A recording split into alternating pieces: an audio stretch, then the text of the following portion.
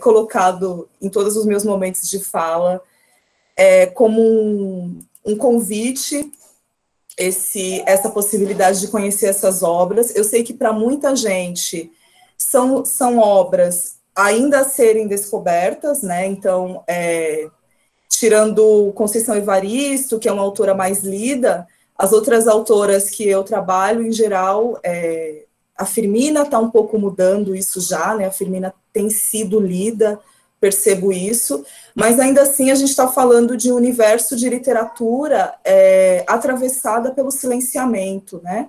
Então, são obras que nem sempre é possível acessar tão fácil, e essa, inclusive, é também uma razão para a gente falar cada vez mais sobre elas, porque a gente também cria demanda, né, para o mercado editorial, no sentido de que é necessário colocar essas obras em circulação para que nós possamos, de fato, estar em contato, né, mas, ainda assim, eu espero que vocês, enfim, espero que também no processo eu consiga ter alguma dimensão do processo de vocês, mas que algumas dessas questões e algum desses romances que eu vou falar aqui, espero que sejam discussões que façam sentido também para o universo de vocês, né? Tanto para quem está na sala de aula da educação básica e que está trabalhando com currículo escolar nem sempre aberto, descolonizado, né? Muitas vezes o currículo escolar e os materiais que chegam na escola são muito fechados ainda a uma ideia de cânone, né? Então, entendo a relevância fundamental de dialogar a universidade com a escola pública, né, e a educação básica. E para quem está na universidade, na graduação e na pós, espero que a gente possa dialogar também com os trabalhos de vocês, né, que isso, enfim, faça sentido aí para o que vocês estão fazendo, né. Eu vou iniciar aqui, para poder me organizar no tempo também, uma apresentação que eu preparei. Deixa eu ver, peraí.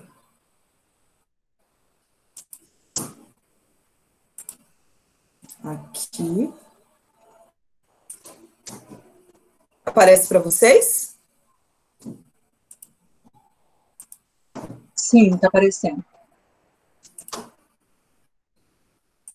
Certo.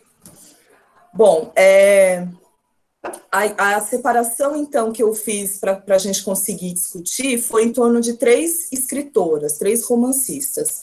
E a primeira delas é a Maria Firmina dos Reis, né? A Maria Firmina dos Reis é uma autora que funda a literatura brasileira, além de fundar a dicção negra na escrita, né? Então, é dessa forma que eu olho para essa autora. É uma autora que não fosse a nossa estrutura da nossa literatura hoje não fosse tão eurocêntrica, essa seria uma autora que a gente deveria ter lido nas nossas aulas lá no ensino médio, quando a gente está estudando romantismo e a gente fica muito tempo da nossa formação, tanto escolar quanto depois, né, na graduação em letras, o romantismo é um período muito central para muitas questões, então a gente fica um tempão estudando aquilo, e a Maria Firmina dos Reis é uma autora que esteve ausente, né, durante todo o século XX, né, e agora, muito recentemente, né, esse gesto de incorporar a Firmina nesse movimento, né, de pensá-la como uma autora fundadora da literatura brasileira. Então, eu busquei esse caminho, essa trilha na minha tese, inclusive porque esse romance da Firmina, o Úrsula, depois ele vai nos ajudar a entender toda a tradição de romances de autoras negras brasileiras, né? Então, eu vou ficar fazendo esse exercício aqui de compartilhar a tela e sair, para não ficar cansativo, espero que vocês não fiquem aí muito, enfim, cansados. Vamos voltar lá. Então, eu escolhi essa imagem aqui de uma pintora que eu gosto muito, cubana, porque eu acho que ela materializa essa ideia, né, de que nós estamos tratando aqui de uma autora e de uma obra que funda não só uma tradição na literatura brasileira, embora essa tradição tenha ficado invisibilizada e ocultada durante todo o tempo, e só agora, né, desse momento presente, das nossas atuações, né, enquanto campo, né, de pesquisa, que essa autora tem começado a constar. Então, a partir dela, a gente consegue pensar toda uma lógica para olhar a literatura brasileira. Tudo que eu vou falar aqui para vocês está na tese, né? Eu coloco aqui sempre porque eu acho muito importante que a gente acentue o fato de que essa é uma pesquisa realizada numa universidade pública, com bolsa, eu tive bolsa de pesquisa, e por isso eu pude realizar uma tese, uma pesquisa profunda, e toda a minha formação, na verdade, é pública, é de escola pública, desde a minha iniciação no mundo escolar até o meu doutorado, eu sempre estive na rede pública, né, e hoje, nesse momento histórico em que a gente vive no Brasil, a gente tem que fortalecer muito esse tipo de realidade, né, que nos permite descobrir coisas, questionar coisas, fortalecer coisas a partir deste lugar da universidade pública. A tese está publicada, saiu pela editora Malê no ano passado, vocês podem encontrar aí esse livro, Silêncios Prescritos. É basicamente a mesma coisa que está na tese, porém com alguns acréscimos. O grande mote todo é pensar essa grande provocação que a Toni Morrison faz. A Toni Morrison diz o seguinte: o romance é uma forma necessária para o povo negro. Essa afirmação, né, da Toni Morrison me levou a fazer essa reflexão sobre a nossa condição de disputa de narrativas, a nossa condição hoje, enquanto sujeitos negros, de organização de uma narrativa para um passado que não está arquivado, né, dentro dos parâmetros da história, com H maiúsculo e tudo mais, mas que é elaborada a partir da forma romance, né? Então, me interessou inicialmente pensar a forma, como que essa forma romance funciona dentro dessa dicção, né, da autoria negra, porque existem diferenças entre, e a gente que estuda literatura sabe disso, a forma nunca é aleatória num texto literário, né? Aquilo que você diz num poema, você pode até dizer num romance, mas você não está dizendo a mesma coisa, porque a forma elabora o conteúdo também, né? Isso é Bakhtin, isso é a base do pensamento, né, sobre literatura. E eu sentia muita falta de estudos que tivessem pensando mais especificamente essa questão formal, né? Porque quando a gente vai para o universo da autoria negra, a gente é muito levado para uma discussão em torno de temas, né? Os temas mais, enfim, falados e tal. A gente pensa leitor, a gente pensa circulação, a gente pensa uma série de coisas. E eu achava que faltava pensar a forma, que geralmente é o primeiro ponto que se pensa quando se estuda literatura, né? Então, é muito diferente, por exemplo, se eu tivesse ido pesquisar, por exemplo, as dramaturgas e aquilo que já tem hoje no teatro negro brasileiro, eu certamente teria chegado a outras conclusões e outros entendimentos, porque o romance, ele é uma forma muito específica e que produz narrativas muito mais amplas, né, muito mais agregadoras, e nesse sentido, com muito mais potencial de dialogar com a história, e aí eu falo história de uma forma bem aberta mesmo, pensando num território de arquivo, um território discursivo, para guardar arquivos do passado, né, que eventualmente nos ajudam a entender o nosso presente. Diante de uma ausência quase total dessas experiências históricas no âmbito da história oficial, a gente quase nada sabe dos nossos antepassados a partir dos livros de história, né? Me pareceu que o romance tem cumprido essa função, ou tem assumido essa função, né? Então, essa frase da Toni Morrison, dizendo que o romance é uma forma necessária para o povo negro, me pareceu uma chave muito interessante de pensamento. Por que o romance seria necessário? Porque uma forma estética pode ser necessário para alguém, para um povo. Eu estou ouvindo um chiadinho, vocês estão ouvindo também? Eu vou pedir para todo mundo deixar o microfone desligado, gente, por favor. Desculpa, agora eu percebi que o meu estava ligado. Imagina, é que vem aqui um chiado no meu. Então, beleza. E pensar o romance, e por que o romance seria necessário? A Toni Morrison vai dizer, essa é uma entrevista que a Toni Morrison dá para o Paul Gilroy, naquele livro O Atlântico Negro, e tá lá no finalzinho do livro, tá quase você não vê, se você não estiver muito atenta, e tá lá no final uma conversa muito preciosa, assim, que nos ajuda a pensar várias coisas entre o Paul Gilroy e a Toni Morrison, e aí, em dado momento, ela diz isso: o romance é necessário para o povo negro, assim como o jazz foi um dia para os afro-americanos, no sentido de uma forma que veicula uma experiência e que só o sujeito da experiência consegue formalizar em termos de estética, né? Mas aí ela diz que o jazz já não é mais uma forma específica do povo negro, porque hoje em dia ele é uma forma internacional, mundial, enfim. Então o romance precisa ocupar esse lugar, né? E aí, enfim, eu estou super resumindo uma resposta bem longa, enfim, uma conversa bem longa que a Toni Morrison tem, né? Vale a pena muito ler essa entrevista depois.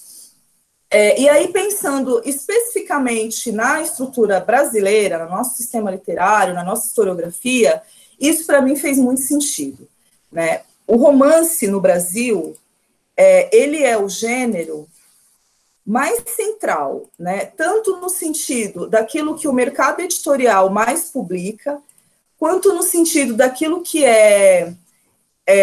daquilo que estabelece o cânone literário, quanto no sentido que aí foi onde eu realmente me organizei para pensar na tese, esse duplo sentido que o romance, enquanto forma, adquiriu no Brasil, quando ele passa a se tornar aqui uma forma literária muito popular, não é a palavra, porque nunca foi popular, obviamente, mas era uma forma literária que, quando chega no Brasil, ela passa também a assumir muitos anseios, né, que a burguesia, que a classe letrada, a elite, enfim, brasileira, tinha enquanto construção de um sentido para si, né, enquanto classe. Então, essa história que o romance tem, enquanto gênese, né, de ser uma forma que ganha corpo com a ascensão da burguesia, né, porque existem vários pontos de vista em relação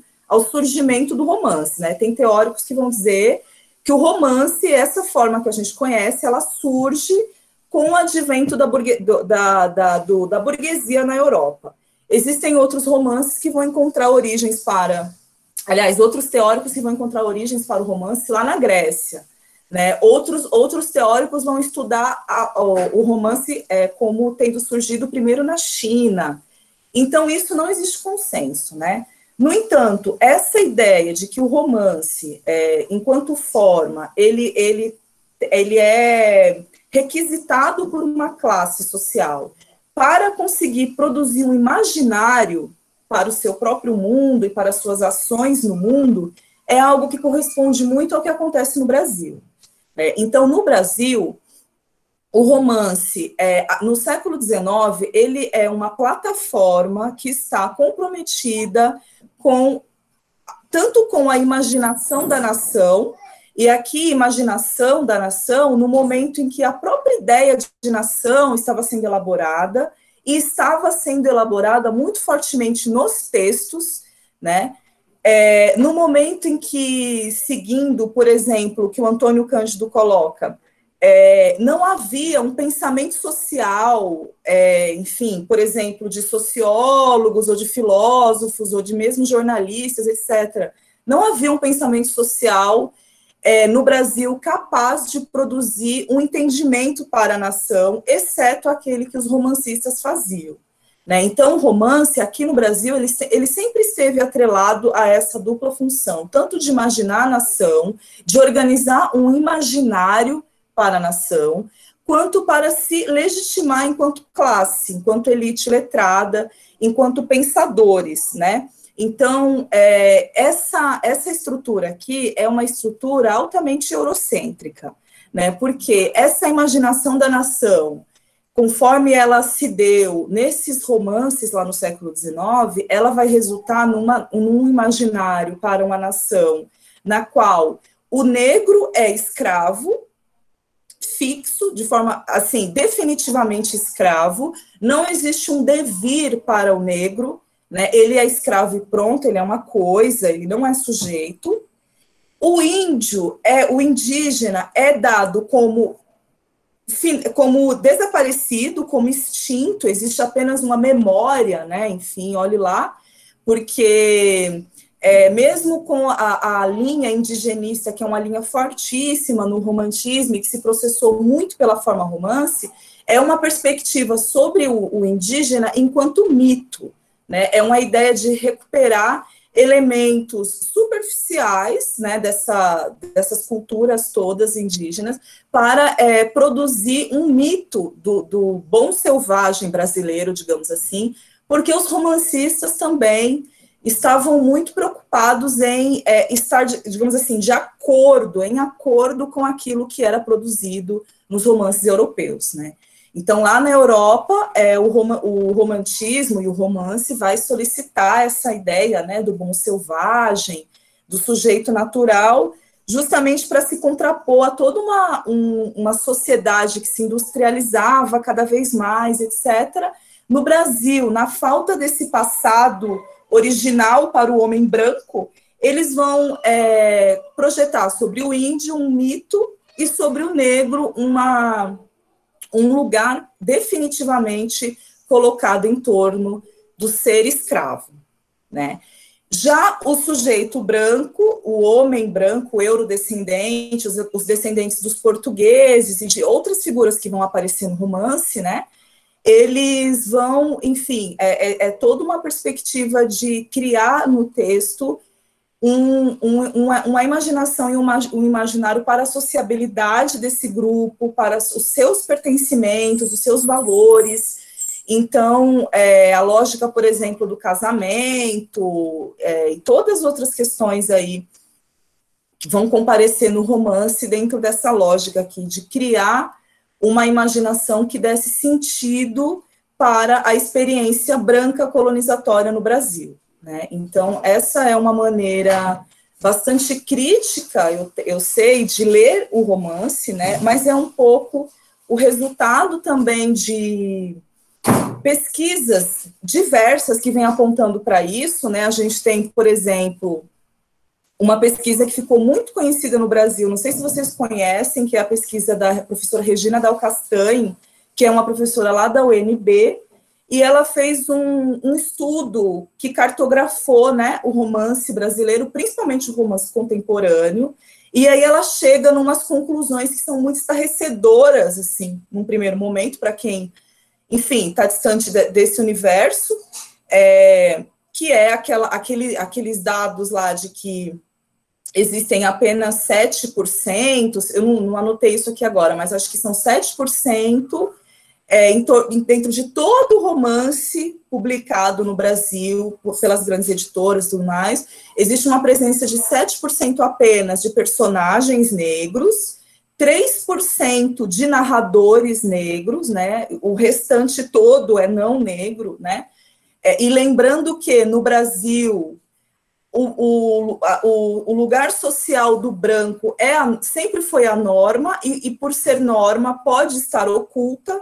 Então, nem sempre você vai encontrar no romance marcas do sujeito étnico do discurso, para usar aqui um conceito do CUT, né? Nem sempre vai acontecer do romance dizer este sujeito é branco, mas todas as características ali sociais, né? Porque o romance é um gênero que dialoga muito com a sociedade, isso em qualquer lugar em que ele se estabeleceu, vão apontar para esse lugar, né, do sujeito branco como o grande sujeito narrador da nação, né, o sujeito que está criando imaginários para essa nação, que está buscando narrativas de origem para um passado que, na verdade, é um passado apenas imaginado, né? Considerando que o romantismo está acontecendo aqui no Brasil no momento que o país acabara de deixar de ser colônia, né? E havia toda uma necessidade de criar um significado para essa nação, né? Enfim, o que a gente faz agora? Não somos mais colônia, precisamos ter uma narrativa que nos comporte para que nós possamos, inclusive, nos apresentar para o mundo, né? Então, todo esse exercício de se pensar, de pensar território, de pensar o clima, enfim, o sujeito nacional, todas as perspectivas aí de imaginar uma nação, elas foram elaboradas muito na forma romance, né, dentro da nossa historiografia aqui literária. Deixa eu voltar lá para o meu slide.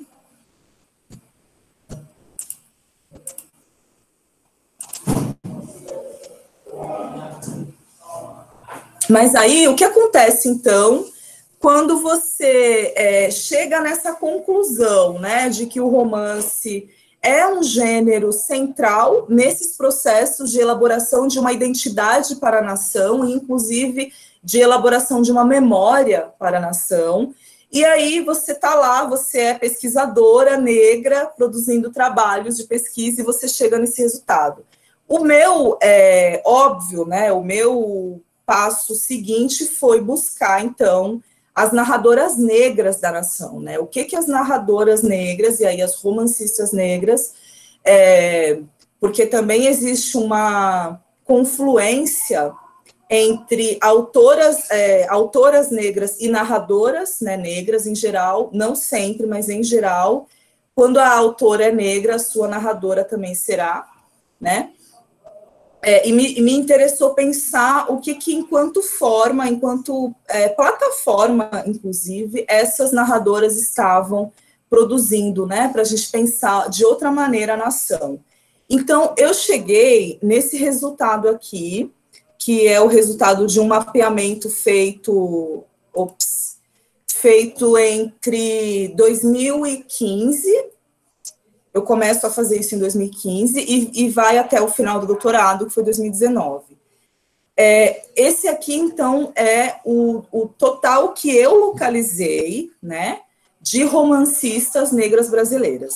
Eu sempre coloco que esse levantamento, ele não é exato, eu espero mesmo que não seja, né, eu parto do princípio que eu deixei de ver obras, que existem muito mais obras do que isso, porque é uma produção totalmente atravessada por uma lógica de silenciamento, né? E isso coloca desafios objetivos para o leitor, para o pesquisador, para o professor, né? É difícil chegar num total, é difícil encontrar as autoras, é difícil encontrar as obras. Então, eu sempre gosto de dizer que a minha pesquisa é uma pesquisa muito inicial, né? Muitas pesquisas ainda precisam ser feitas para a gente começar a entender melhor, né, todas essas questões. Então, eu cheguei nesse total aqui: Ana Paula Maia, Conceição Evaristo, a Carolina Maria de Jesus, ela está com um asterisco aqui, porque a Carolina, ela tem só uma obra, um romance publicado, foi o Pedaços da Fome, que ela conseguiu lançar em 63, né, mas a Carolina, ela tem pelo menos 8 romances escritos, né, então se todos esses romances estivessem publicados, ela teria mais obras do que a autora, que hoje tem mais obras publicadas no Brasil, dentro desse recorte aqui de mulheres negras, que é Ana Paula Maia. Então, essa já é uma primeira questão para a gente pensar, né? Além de haver poucas escritoras que vão se debruçar sobre o romance, muitas vezes as suas obras são silenciadas, né? É o caso da Carolina, que tem obras aí até hoje inéditas, né? Depois a gente tem a Felinto, que tem 2 romances publicados. A Lu Enzaila é uma autora que escreve ficção científica. Deixa eu tomar uma aguinha, gente. Não sei se vocês já conhecem, mas vale muito a pena procurar as obras, principalmente para quem está estudando literatura por essa chave, assim, do fantástico, do surreal, enfim, porque ela tem produzido obras muito interessantes, assim, nesse sentido.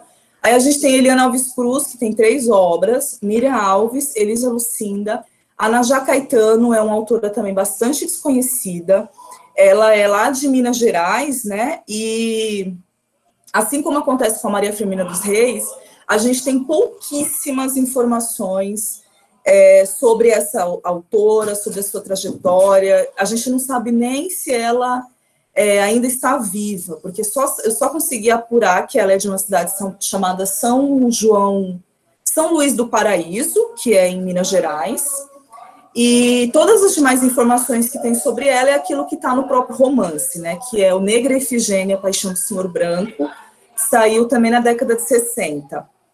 Depois a gente tem a Aline França, é uma escritora baiana, aqui, mas... Ai, desculpa, gente. Aqui, mais ou menos, eu coloquei por ordem de obras publicadas, né? Mas não existe essa sequência no sentido de uma cronologia, né? A Aline França, ela publicou nos anos 80, um romance também ficção científica, chamado A Mulher de Aleduma, e antes ela já tinha estreado nos anos 70 com uma novela chamada O Negrão Doni. A gente tem a Ana Maria Gonçalves, que publicou o maravilhoso Um Defeito de Cor. É a obra que eu finalizo o meu estudo, eu começo com Firmina e vou até Um Defeito de Cor, mas eu soube que a Ana Maria Gonçalves está escrevendo um outro romance, né? Então, me parece que é, inclusive, uma ficção científica. Então, pode ser que breve eu tenha que mudar aqui essa tabelinha e coloque 2 aqui. A Vanessa da Mata também é uma cantora e também tem um romance publicado, o romance dela chama Filha das Flores. E, por último, a primeira, né, Maria Firmina dos Reis, nossa grande fundadora, que tem um romance apenas.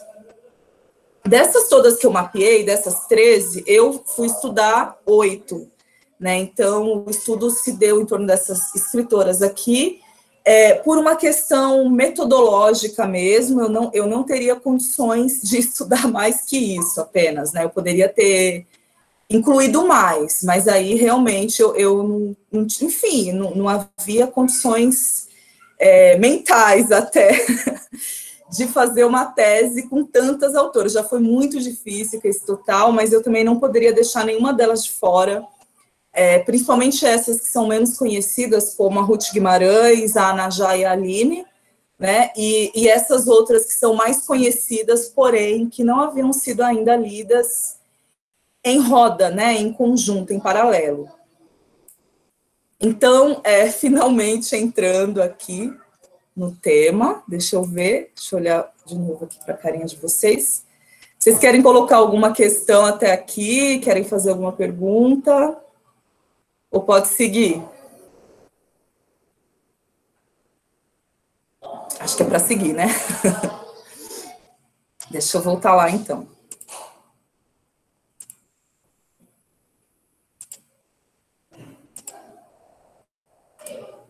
Maria Firmina dos Reis é uma autora que, embora ela seja do século XIX, né, a gente sabe que ela nasceu em 1822, veja só, ela nasceu exatamente nesse ano, mas é uma autora que nós ainda estamos descobrindo, né? Então, é preciso ainda fazer muita pesquisa sobre a Firmina, é preciso ir lá no Maranhão e olhar para o arquivo dela, né? Porque se trata de uma autora que ficou mais de um século completamente apagada, silenciada, e que muito recentemente, né, os esforços eles são muito recentes de apreender mesmo, né, a complexidade toda da Firmina. Então, a gente sabe, e essa informação é recente, é fruto de uma pesquisa da professora Aldler, que é lá do Maranhão, e descobriu isso, né, porque até então todo mundo dizia que a Firmina havia nascido em 25. E aí ela viu lá, né, a certidão de batismo, que está lá no arquivo público, né, do Maranhão, e na certidão de batismo consta essas informações, que a Firmina era filha de Leonor Felipa, da qual só sabemos que era uma mulata forra. Essa é a descrição que aparece na certidão de batismo da Firmina. Né? Então, a Leonor Felipa não era mais escrava, né? Ela era forra, alforriada, e ela era mulata, que é uma caracterização que não se usa mais nesse momento, no nosso tempo histórico, mas que nesse tempo histórico era usado para caracterizar pessoas miscigenadas, né? A gente sabe que o pai da Firmina era o senhor, o antigo senhor dessa Leonor, mas a gente não sabe mais muito sobre ela. A gente não sabe se foi esse senhor que deu a alforria, a gente não sabe qual é a situação, né? Precisa investigar os documentos para chegar nessas respostas. A Firmina nasceu, então, em 11 de março de 1822, lá em São Luís do Maranhão.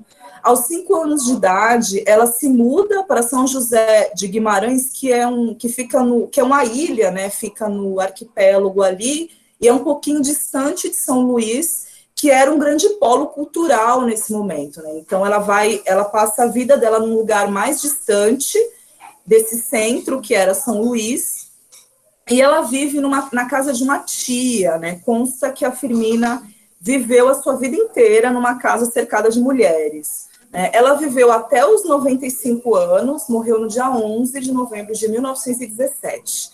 Então, ela viveu quase um século, assim como aconteceu também com a Ruth Guimarães, que viveu quase um século também. E ela morreu nessa mesma cidade, em Guimarães, né, uma cidade da qual ela nunca saiu.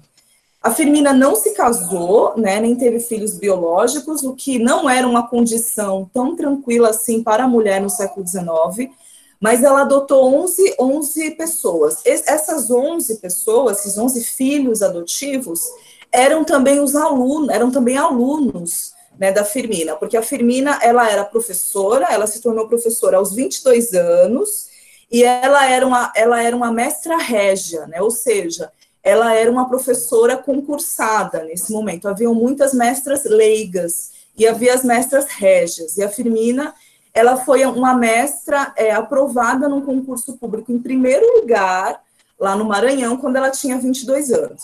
Ela trabalhou como professora por muitos anos, né, ela se aposenta já no final de 81, e aí quando ela se aposenta, ela funda a primeira escola mista, né, isto é, a primeira escola que incluía meninas, né, gratuita do país. Que esse também é um grande feito da Firmina, né, a Firmina, ela estava muito preocupada em formar meninas, né, para que essa formação desse condição de vida, de outra condição de vida para essas mulheres, né. Então, a escola dela funcionou pouco tempo, fechou em 1890, depois de muita pressão sofrida, tanto por parte do Estado, quanto por parte da sociedade ali, da comunidade, né. Tem uma dissertação, que depois eu passo a referência para quem se interessar, de uma pesquisadora que foi estudar justamente a Firmina professora, né, e aí ela chegou a diversos documentos dessa atuação da Firmina e nos ajuda a entender um pouco essa escola, né, essa escola tão incrível que a Firmina fundou, que aceitava meninas e que era gratuita, né. Então, a Maria Firmina dos Reis, ela foi uma das primeiras intelectuais negras brasileiras, porque ela não é só uma autora de literatura, como se isso já fosse pouco, né, principalmente nessa época.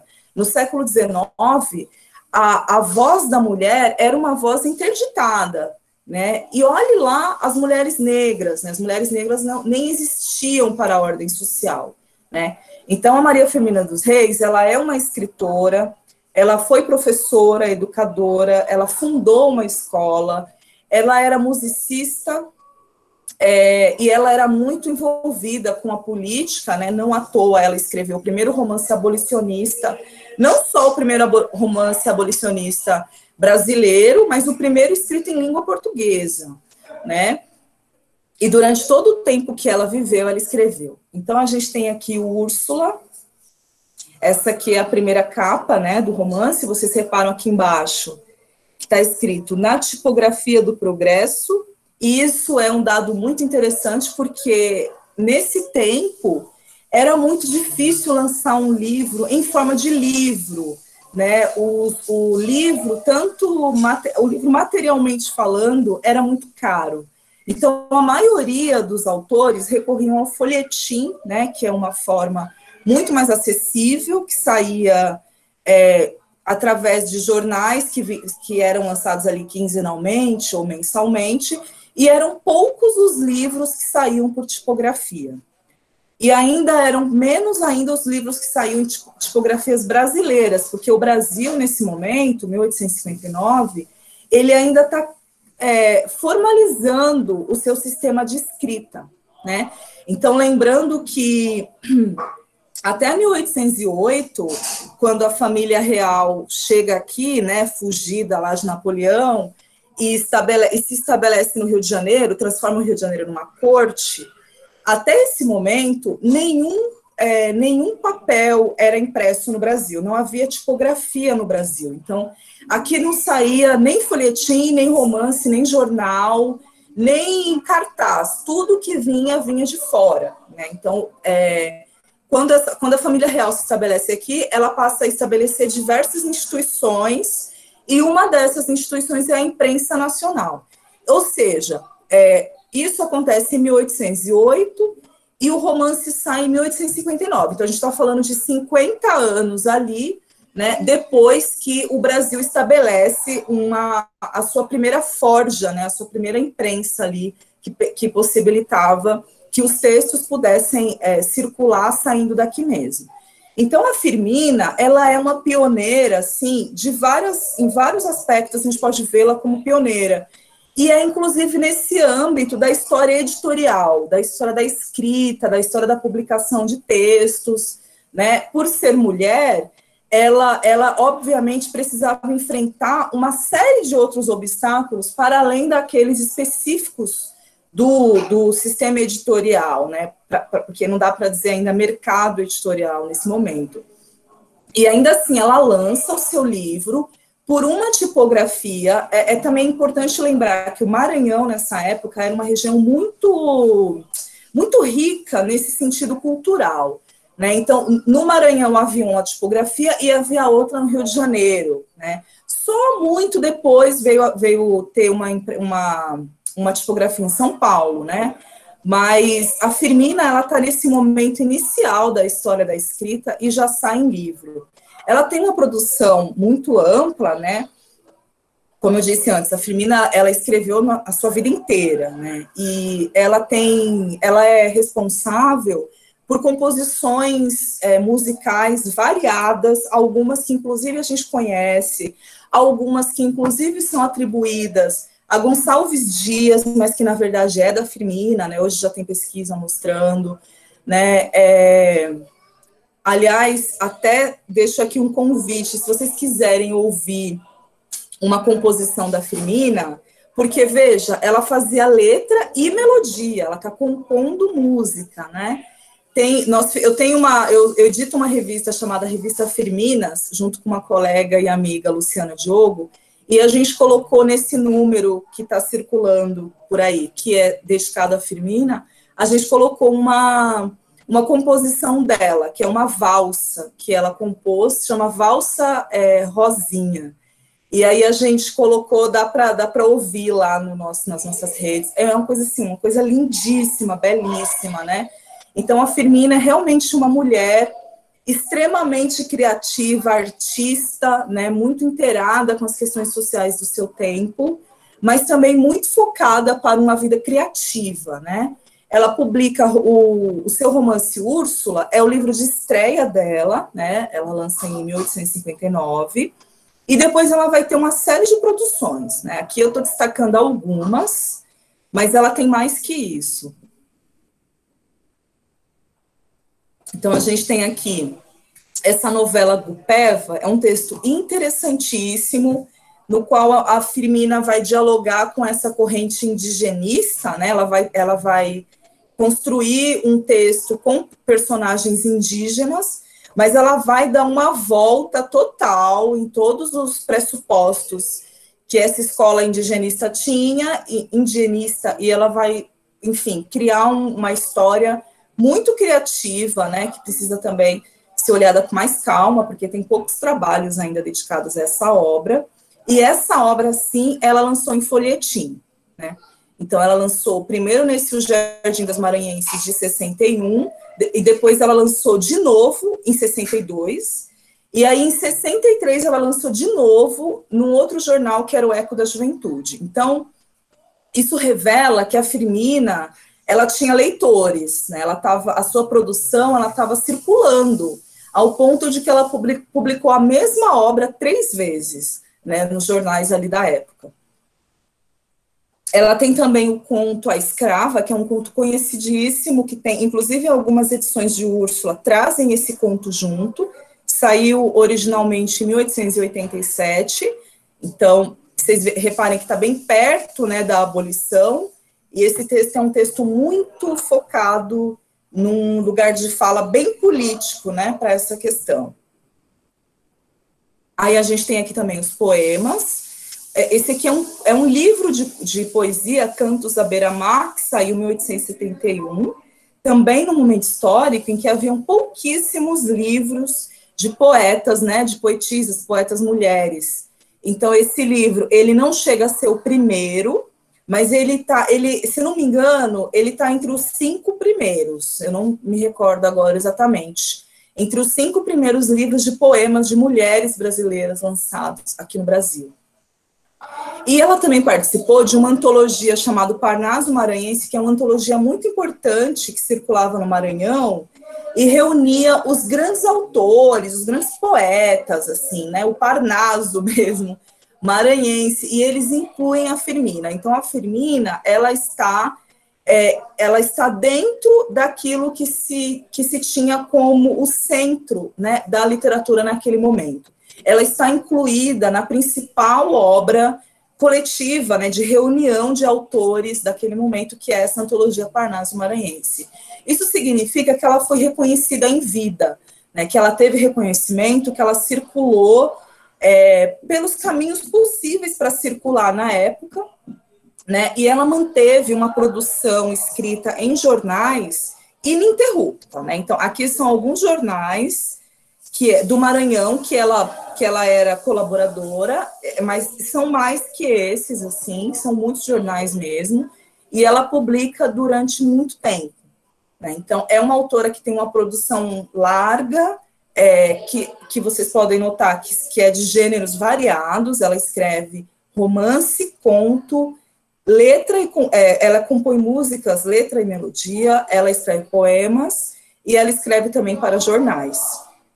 Então, de fato, é uma mulher que no século XIX está, assim, rompendo com toda a estrutura de silenciamento que havia em relação às pessoas negras e às mulheres, né?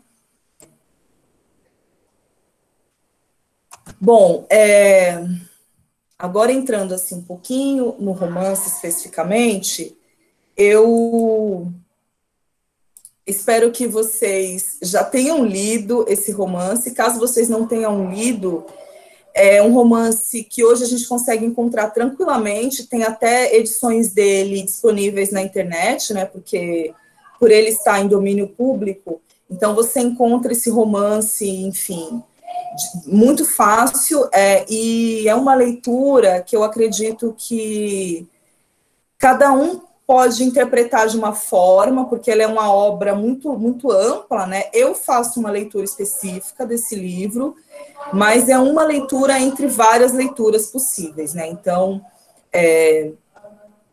pode ser que vocês leiam e encontrem coisas outras e muito distantes dessas, né, que eu vou colocar aqui, mas, ainda assim, vamos lá.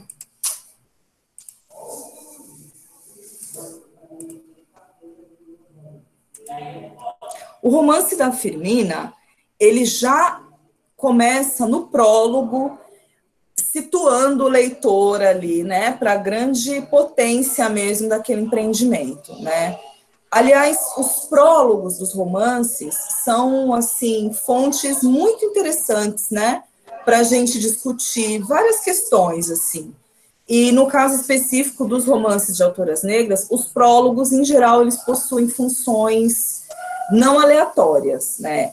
Eu lembro aqui um prólogo muito famoso, que ficou muito famoso, que é o prólogo de Um Defeito de Cor, da Ana Maria Gonçalves, no qual ela constrói já no prólogo uma espécie de síntese, né, para aquilo que o romance está propondo enquanto instrumento cognitivo mesmo, para a gente entender a nossa história, para a gente entender a história desse país e tudo mais. Porque no prólogo, ela vai contar uma história, né, enfim, de que aquelas páginas todas seriam oriundas de um manuscrito que ela encontrou lá na ilha de Itaparica e que possivelmente era um manuscrito escrito por Luísa Marim,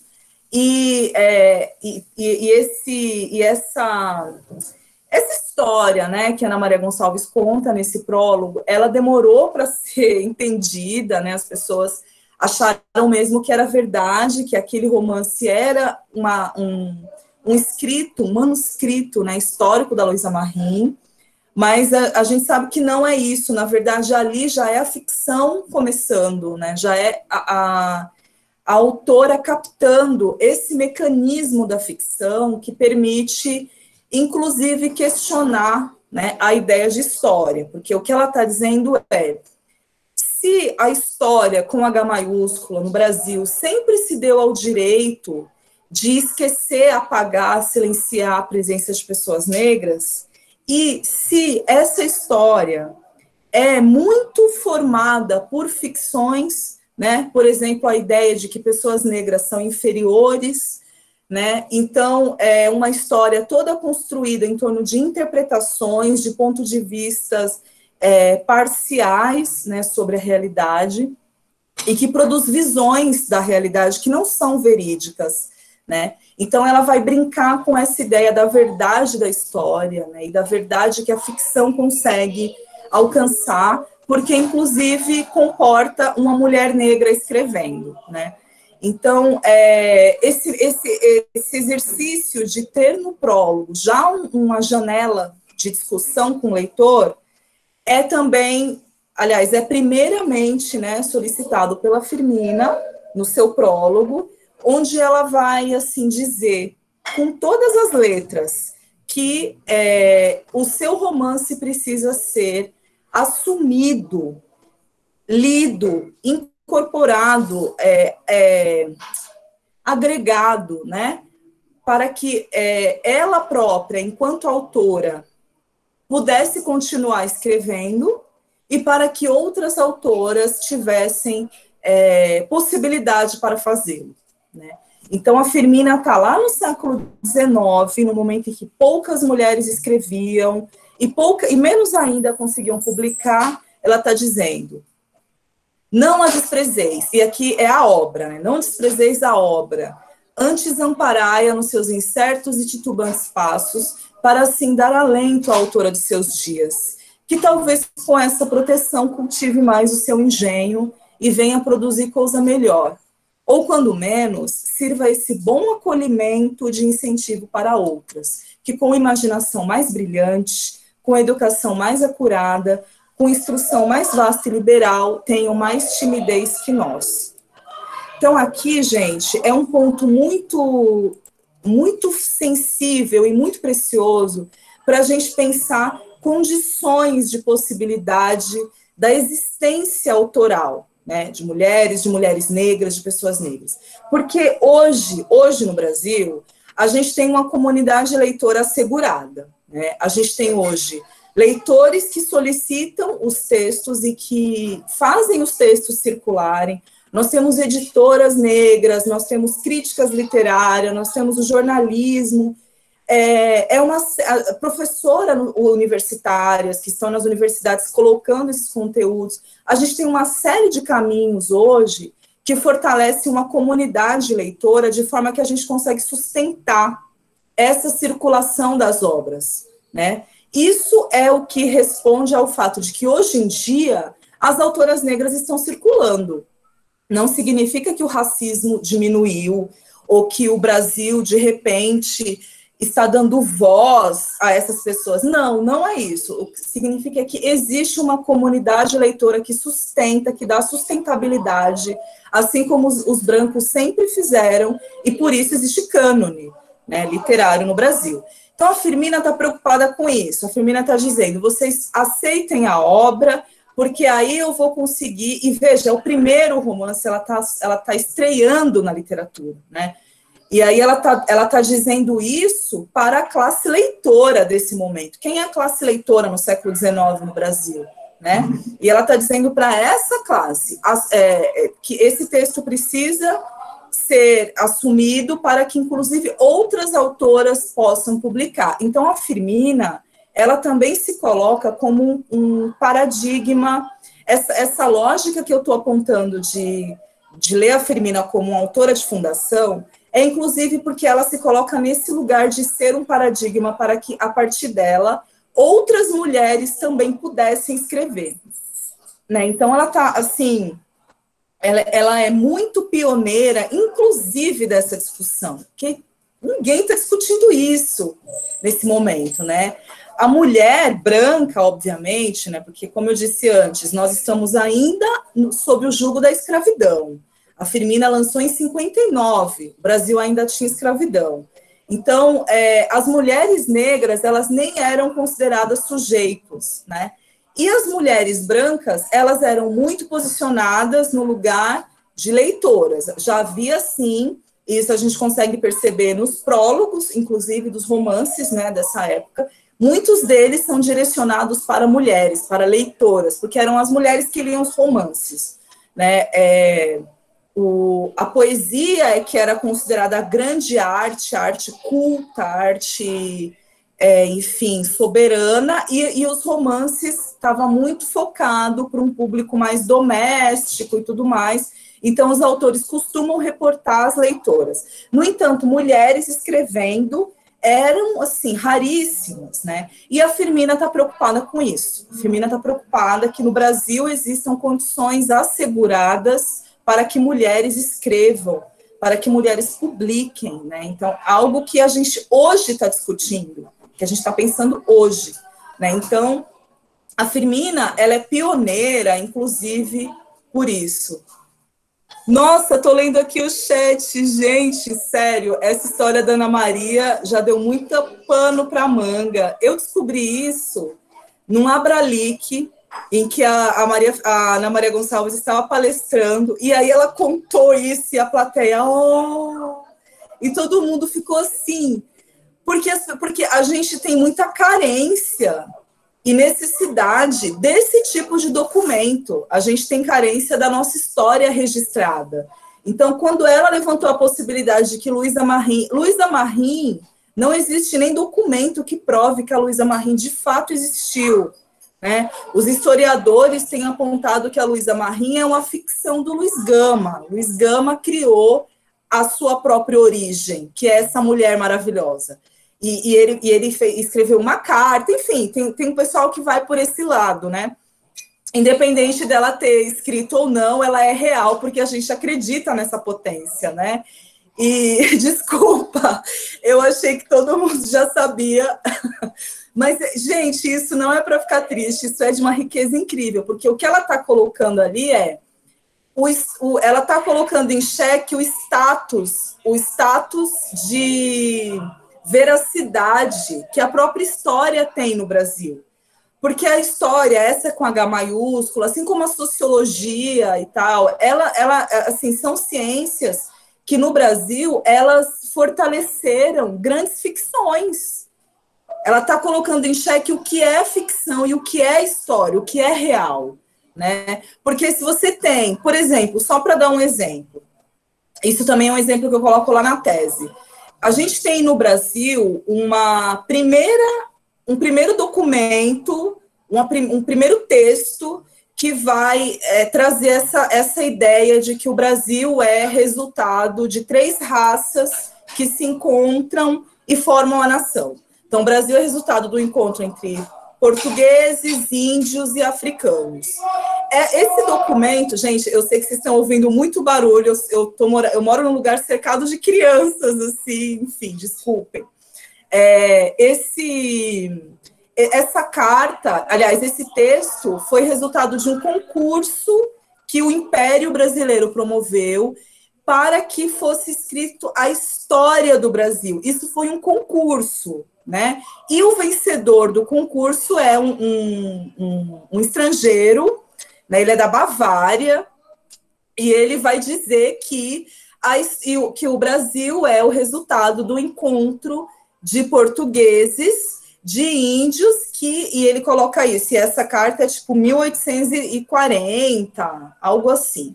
Ele vai dizer que os índios já foram extintos, é uma pena, que triste, não existe mais índio nenhum no Brasil, e os africanos são escravizados, os negros são escravizados, então eles também não contam. Então, quem conta é quem está contando a história, quem está escrevendo a história, que é um sujeito branco no caso. Esse documento, que vocês podem ler, acessar na internet e tudo mais, ele é considerado um documento histórico, uma interpretação histórica. Veja, isso é ficção. E é isso que a Ana Maria Gonçalves está dizendo. Então, a Ana Maria Gonçalves, ela liberta a gente. Eu acho muito libertador esse prólogo, porque ela está justamente questionando essas interpretações históricas que depois vão resultar na ideia de que o Brasil é uma democracia racial. Todas essas ideias, elas não são exatamente senso comum. Isso é produzido cientificamente, intelectualmente, isso é produzido textualmente, né? Então, a gente tem, por exemplo, uma coisa que aconteceu em todo o século XIX, que eram as exposições universais, né? Todos os países iam e levavam os seus grandes totens, seus grandes signos de poder para uma exposição que acontecia em lugares diferentes da Europa, e cada país tinha um corredor na exposição e colocava ali o que era aquilo que caracterizava, né, o país e tal. É quando a gente vê, por exemplo, aquelas imagens em que pessoas africanas eram colocadas em jaulas. A gente tem, por exemplo, a Vênus Negra, como ficou conhecida, a Sara, esqueci agora o sobrenome, que é uma mulher africana que é exposta, né, para os europeus como se fosse, sei lá o quê, né, gente, que nome dá? Enfim, isso está no contexto de uma exposição universal, e o Brasil participou de várias. E como que o Brasil se apresentava? Né? O Brasil se apresentava como uma nação harmônica, na qual os escravos trabalhavam sim, mas eles tinham direito de descansar no final da tarde, todos eles tinham uma terra, uma rocinha para plantar as suas coisas, e eles tinham uma vida digna. Isso está escrito em texto, né? Então, eram esses documentos que formavam o que se considerava a história do Brasil. E tudo isso é ficção, tudo isso é mentira. Então, quando a Ana Maria Gonçalves vai e cria um prólogo em que ela cria uma ficção para sustentar uma legitimidade histórica para aquele texto, que ela está dizendo, tem um momento em que ela até fala, eu espero que a Luísa aprove o meu trabalho, eu só fiz aqui colocar, isso mesmo, Sarah Bartman, eu só fiz aqui colocar alguns trechos em que estava ilegível no manuscrito. Ela constrói tudo de uma forma como se aquilo fosse história, com H maiúsculo. E é exatamente essa força, essa potência que o romance tem enfim, o romance de autoras negras, né, tem se colocado, né, no Brasil. Então, a gente vê, eu percebi na tese, que o diálogo com a história é frequente, ao ponto que, assim, não é que eles são romances históricos, não é isso, porque você nem sabe mais o que é história e o que é ficção.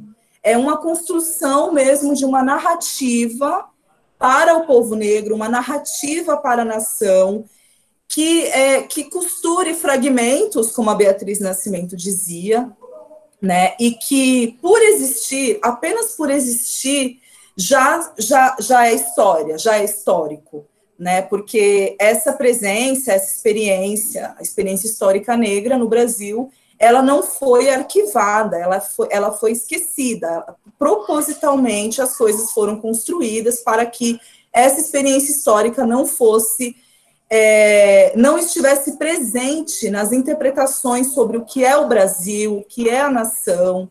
Então, isso vai sendo construído paulatinamente, a ponto que a gente chega no século XX. Gosto sempre de chamar atenção para esse acontecimento. Na década de 50, aconteceu uma coisa fantástica. O mundo estava recém-saído da experiência do Holocausto, e o mundo fez o quê? E aí são vários países unidos, né? A gente está falando da construção da ONU e tudo mais. A Unesco, né? A Unesco é uma agência que é fundada para conseguir entender o Holocausto e produzir, enfim, propostas para isso. Eles se juntam, muitos países e uma série de instituições se juntam e olham para o Brasil e pensam, vamos lá descobrir a receita, porque o Brasil é o paraíso das raças. Era assim que o Brasil era visto, lido, entendido, né? Então, teve uma agenda de pesquisa, isso se chama Projeto Unesco. Vocês encontram também muitas informações, mas depois vou deixar, embora isso tudo esteja referenciado já na tese, mas depois vou deixar aqui também as referências. O que eles fizeram? Juntaram uma agenda imensa de pesquisadores de vários lugares do mundo. Eles vieram para o Brasil para fazer pesquisa de campo aqui, porque o mundo precisava de um modelo de relações raciais que não fosse este que resultou no Holocausto, que resultou no genocídio de pessoas. Porque o Brasil, ele era visto assim no mundo, né? O Brasil, ele era entendido, havia uma narrativa nacional, e essa narrativa, ela vem sendo organizada desde o século XIX, né? Dizendo que o Brasil é harmônico, de que sim, aqui houve um encontro de 3 raças, porém, não houve violência, enfim, nós conseguimos manter aqui uma condição, enfim, harmônica, né? O Brasil era considerado o grande modelo civilizatório para o mundo, né? E aí é nesse momento, a partir dessa agenda de pesquisa, que também dialogou com intelectuais negros brasileiros, por exemplo, o pessoal do Teatro Experimental do Negro, né, o Abdias do Nascimento, a Virgínia Bicudo, enfim. E o que isso resultou? Resultou em pesquisas que provavam o preconceito racial. É dessa época, por exemplo, que a gente tem aquele estudo que ficou depois muito conhecido, o estudo do Horaci Nogueira, onde ele vai dizer que no Brasil, diferente dos Estados Unidos, existe preconceito de marca, nos Estados Unidos existe preconceito de origem, né? No Brasil, o problema é o fenótipo. Então, quanto mais fenótipo, quanto mais aparência sua tiver traços negros, mais racismo você vai sofrer. Quanto mais a sua aparência for mais próxima do tipo étnico branco, menos racismo você vai sofrer. Então, por Horaci Nogueira, esse é o preconceito de marca. Nos Estados Unidos, não interessa a sua configuração física, se você tiver... se na sua família tiver pessoas negras, então você é negro, não existe, independente de como você é fisicamente. Todos esses resultados de pesquisa, que inclusive estão meio que fundando a sociologia no Brasil, porque a sociologia aqui se funda a partir de relações raciais, né? A gente vai ter um escancaramento dessa realidade imaginada, né? De que o Brasil era uma sociedade livre de violência, de choque, de violência racial, etc. Toda isso aqui, tudo que eu estou resumindo para vocês, é aquilo que vai configurar o texto nacional, a narrativa nacional, a forma como o Brasil se enxerga. Até hoje, existe essa narrativa de que... ok, aqui o brasileiro, ele tem um jeitinho todo seu de resolver, né? Então, aqui todo mundo recebe bem todo mundo.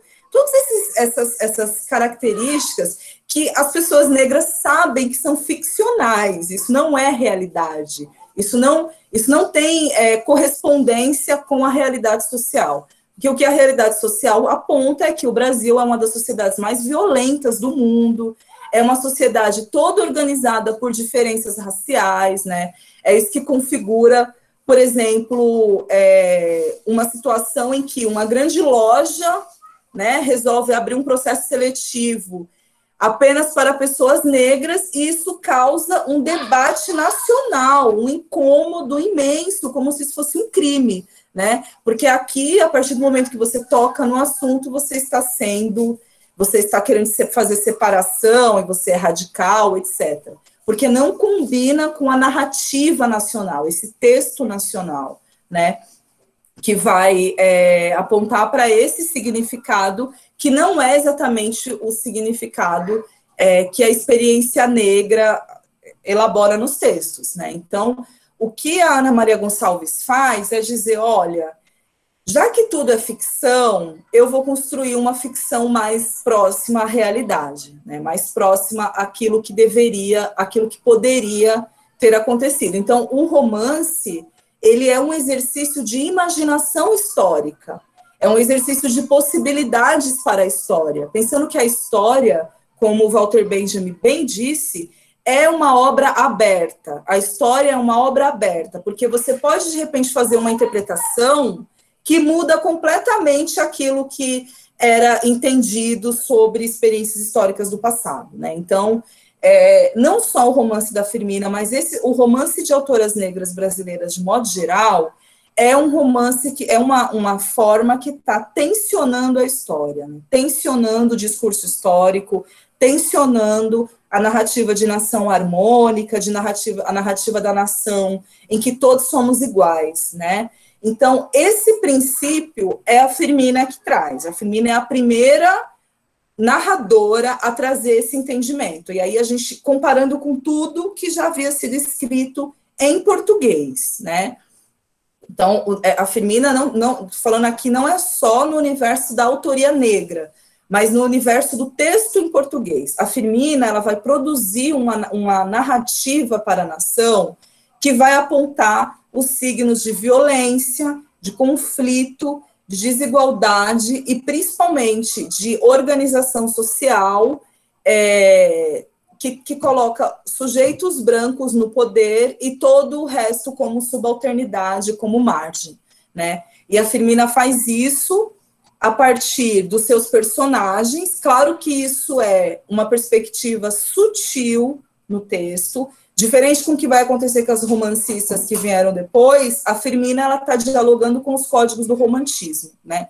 Então, ela tem um eixo central, que, aliás, é uma estrutura recorrente no romance. Isso não é característico da Firmina, mas é recorrente no romantismo você ter um eixo central, onde vai ter ali o casal romântico e todos os obstáculos para a realização da experiência amorosa, essa perspectiva de que a mulher é inatingível, então o relacionamento nunca dá certo, enfim. Esse eixo de questões centrais é o que organiza, num primeiro plano, né, a obra, porque a obra apresenta um casal, né, Úrsula, que é a protagonista, né, e o Tancredo, que é um sujeito branco, herdeiro dessa ordem patriarcal, dessa ordem eurocêntrica, porém ele é dissidente dessa ordem, né? Ele se recusa a dar continuidade às ações do pai. Então, a Firmina está construindo com esse personagem um modelo muito interessante para pensar masculinidade fora do eixo da masculinidade hegemônica, que é essa que é representado nos romances sempre pela figura do senhor de escravos, né? E essa é a figura que organiza a vida e a morte, né? É a figura da masculinidade branca hegemônica. A Firmina constrói um personagem que descende disso, né? Que é o Tancredo, que vai fazer o par romântico com a Úrsula. A história deles e tudo que acontece e tal é o eixo central da obra, mas aí a gente tem um eixo periférico, tá, que está acontecendo aqui embaixo, que reúne, então, a força mesmo do romance, né? Porque é onde estão os personagens negros que vão, de fato, construir mesmo a força, né, da obra. Deixa eu voltar para o slide.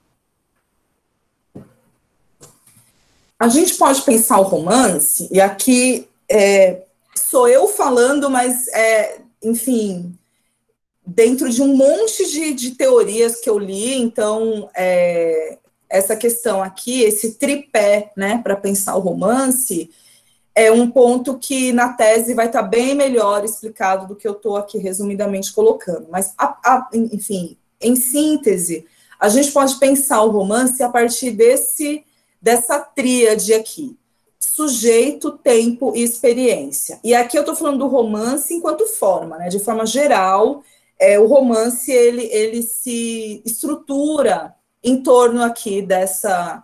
Talvez a gente pudesse acrescentar aqui espaço, né? Sujeito, tempo, espaço e experiência. E no caso de Úrsula, a gente tem toda essa força mobilizada para essa personagem, né? Que é a Susana. A Susana é uma personagem que constitui na obra essa voz primordial, né? A partir dela que toda a ficção se organiza. E é a partir dela que a Maria Firmina dos Reis, de fato, a partir dela, o romance de fato assume a sua potência abolicionista, né? Então, a Susana, ela é uma mulher africana, né? E isso é um dado muito forte, não é qualquer dado, porque no conjunto de obras que eu estudei, depois da Susana, somente em Um Defeito de Cor é que nós vamos ter novamente uma personagem africana, né? Então, a Susana, ela é africana e ela foi escravizada adulta, ou seja, ela viveu uma parte da sua vida, uma parte da sua experiência como sujeito livre na África. Aí, quando ela é capturada, ela já era mãe, né? Ela era casada, ela era mãe.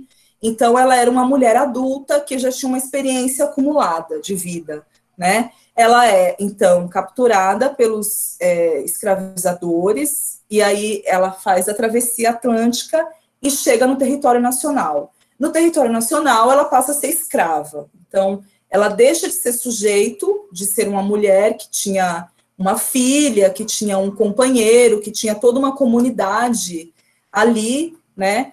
E se torna, então, escrava no Brasil. E ela vive por muitos anos a experiência da escravidão, porque quando a narrativa alcança, ela já é uma idosa, uma mulher que tem cabelos brancos, né? Na cabeça tinha cingindo um lenço encarnado amarelo, que mal lhe ocultava as alvíssimas cãs.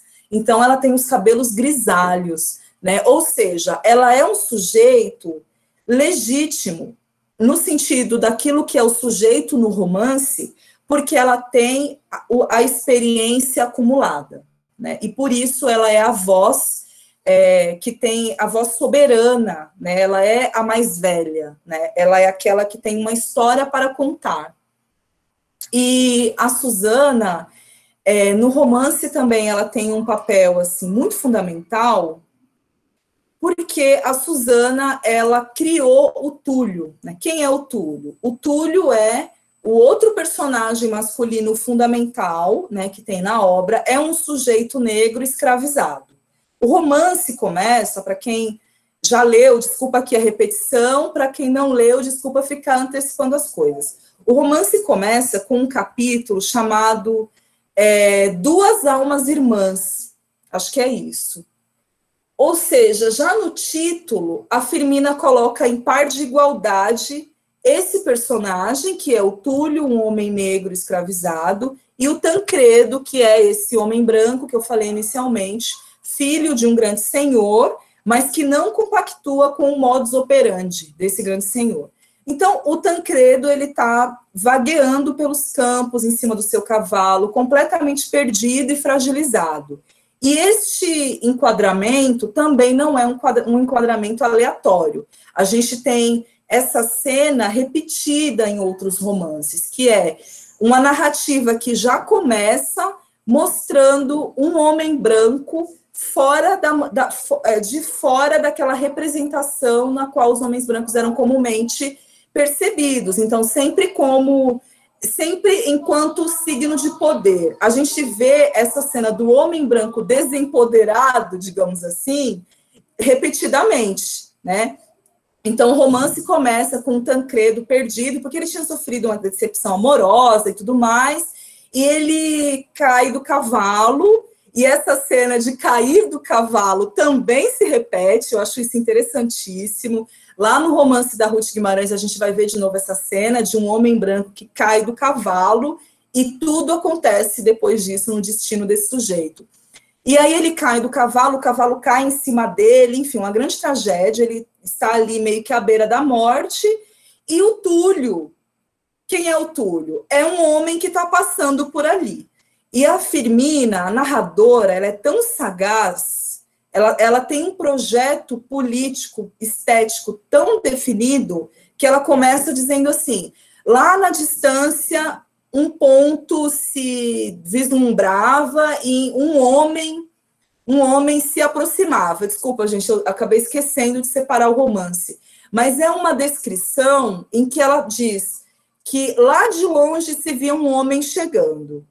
O fato dela apresentar o personagem assim já diz da intenção do romance, porque você, na literatura, apresentar um homem negro como homem não é algo aleatório, muito menos comum.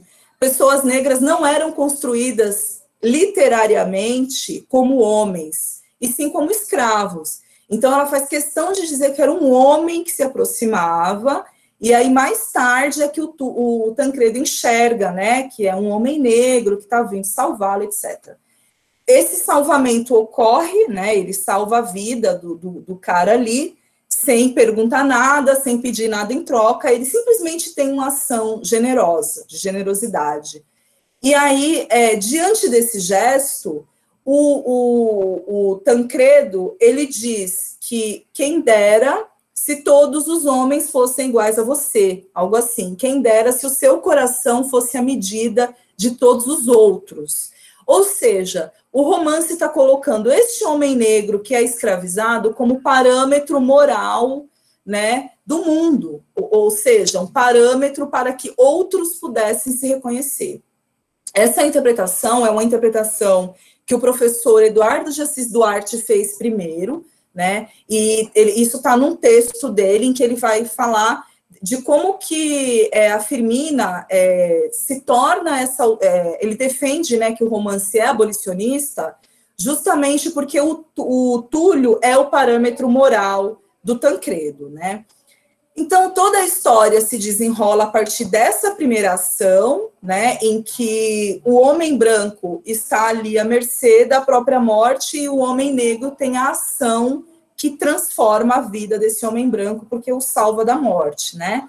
Aí o Túlio leva o Tancredo para a fazenda da sua senhora, que é a fazenda da Úrsula, né, e da sua mãe, a Luísa B. A narrativa, ela é toda organizada em torno de várias histórias que vão se encaixando, né? Então, tem a história da Luísa B, tem a história da Úrsula, cada um deles tem a sua historinha. Então, são várias narrativas que são ali organizadas para a gente conseguir aprender melhor, né? O romance como um todo.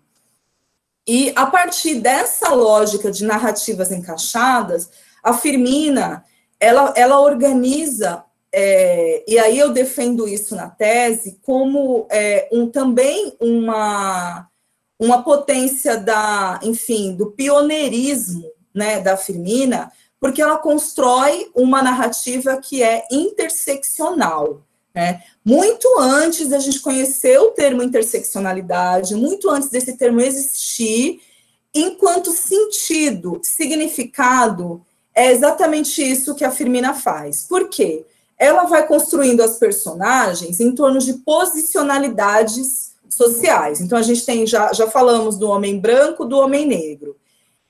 Esse homem branco é levado para a fazenda de duas mulheres que moram sozinhas, ou seja, não tem a figura do patriarcal ali, né? E é importante lembrar que a Firmina, ela está muito alinhada a um discurso crítico ao patriarcado. Então, da mesma forma que a obra dela é abolicionista, ela também está muito preocupada em denunciar uma situação de vida e de morte a qual as mulheres, né, e as mulheres brancas estavam submetidas no século XIX, que é o regime patriarcal. Então, essas duas mulheres brancas, a Úrsula e a Luísa, que é a sua mãe, elas são vítimas da ordem patriarcal.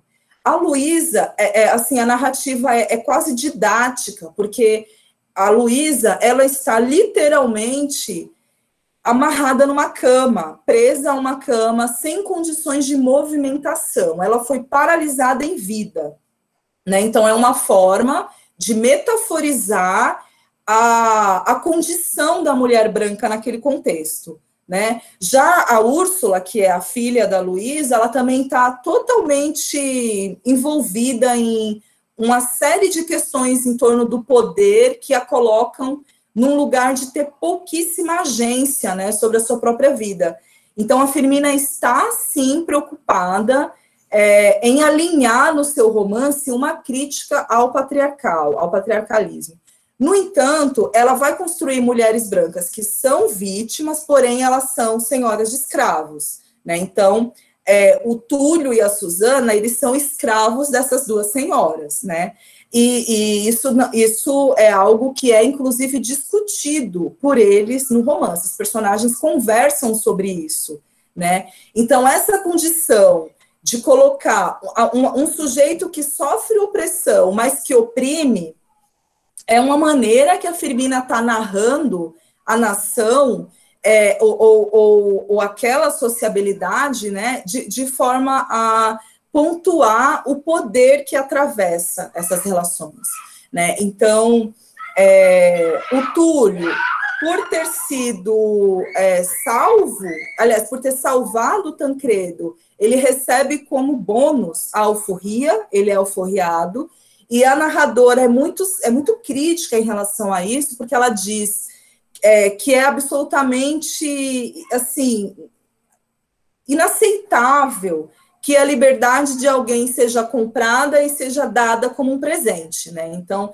existe um acento, assim, muito crítico, né, no romance, é tão crítico que nos leva, inclusive, a pensar o pertencimento, inclusive, desse romance ao romantismo, né, à escola romântica. Bom, o Túlio fica lá o Tancredo fica lá um tempão até que ele se reestabelece, todas as questões vão acontecendo até o momento em que tem a grande inflexão mesmo do texto, que é quando o Túlio diz para a Susana: eu sou livre, finalmente eu sou livre, porque o Tancredo me alforriou, né? E aí, diante dessa colocação, né, a Susana, que é essa voz soberana, essa mulher, esse sujeito que teve experiências de liberdade, porque ela foi escravizada já adulta, ela vai dizer para ele: não, você não é livre, porque se você foi alforriado, significa que ainda existe um sistema social que escraviza e que está ativo. E enquanto esse sistema social estiver ativo, ninguém é livre. É mais ou menos isso é uma tradução, óbvio, que eu estou fazendo da fala da personagem, mas é mais ou menos isso que o romance vai apontar, né? Espera aí que eu vou voltar lá.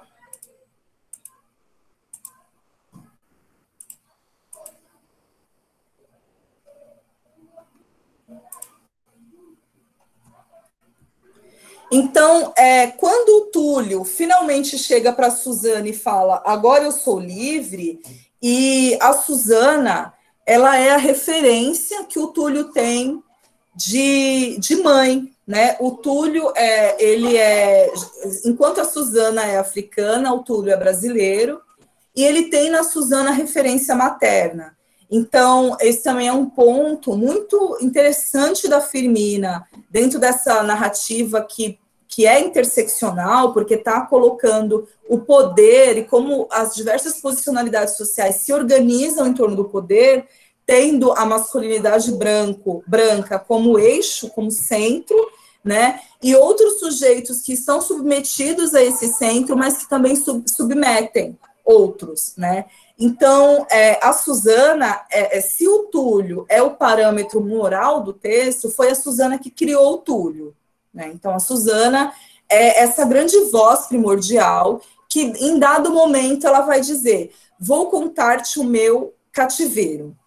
Quando ela fala isso, ela está falando para o Túlio, né? Um contexto de diálogo entre as personagens. Mas a gente sabe que isso é a Firmina falando para o seu tempo, para a sua sociedade, porque quem lia o romance, a classe leitora nesse momento, era exatamente a classe que tinha o poder de oficialmente terminar, encerrar aquele regime. Né? Então, essa narrativa da Suzana, que eu não vou ler aqui porque é muito longa, mas que vocês, quem leu esse romance certamente se emocionou, é a primeira narração para essa experiência. Então, é a primeira vez que a experiência da travessia atlântica é contada dessa forma, com detalhes. É muito, muito diferente do acento que a gente vai encontrar depois no Castro Alves, que também vai falar dessa experiência do navio negreiro e que vai falar da dor, do sofrimento, né, do escravizado, mas de uma forma que ainda é um sujeito que está observando aquele sofrimento, né? A Firmina não, ela coloca essa dicção na voz da Suzana, né? Então é a primeira narração em primeira pessoa, né, escrita em língua portuguesa, que vai dar conta em detalhes dessa experiência.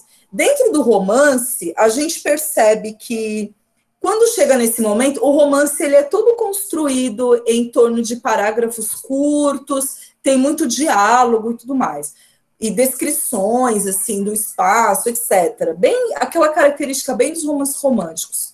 Quando chega nesse momento, você tem, assim, um bloco de texto sem parágrafo, né? É uma leitura, você tem que ler de uma vez só. Eu, inclusive, convido vocês a fazerem isso. A experiência de ler esse trecho em voz alta é muito interessante, porque a própria respiração que você tem no texto é uma respiração que te sufoca, né? Então, ela tá aqui, veja, isso é algo que estabelece quase uma... Como eu posso dizer? É quase como precipitar o realismo, é quase como antecipar o realismo. O realismo, ele veio acontecer um tempo depois desse momento. E esse tipo de narrativa, ela não é corriqueira, ela não é comum nos romances românticos. Então, a Firmina, ela está antecipando traços de narrativa que só depois, mais tarde, o realismo vai fazer nos textos. E aqui a Suzana conta detalhes da experiência, da dor, do horror. A ideia é narrar o horror, narrar esse momento que o tempo inteiro a narrativa histórica do Brasil manteve como elipse, né? Essa narrativa histórica, diferente do que acontece em outros lugares onde teve colonização, mas que, por exemplo, nos Estados Unidos, mas que guardou arquivos, né? Então, a gente tem depoimentos, né, textos autobiográficos de negros que foram escravos e que contam daquela experiência. No Brasil, a gente não tem isso não nos foi deixado, né? Não significa que pessoas negras não sabiam escrever ou que não estavam escrevendo. Significa que esse texto foi sempre silenciado. Então, essa narrativa que vai dizer que foram 30 dias no navio, o espaço do navio, as condições do olhar de cada um, né? Essa parte bem subjetiva da dor, da experiência, essa é uma narrativa histórica, né? Isso aqui é um momento histórico na literatura brasileira, e mais, é um momento histórico dentro do pensamento social brasileiro, porque é como trazer aquilo que estava muito soterrado, né? Aquilo que não interessa ao discurso nacional, ao texto nacional, trazer à tona. Né? Então, aqui, no romance, a Firmina posiciona essa fala na boca da Suzana, e a Suzana está falando isso em resposta ao Túlio. Ela começa a narrativa dizendo que... Acho que eu não coloquei aqui o comecinho. Ela diz que...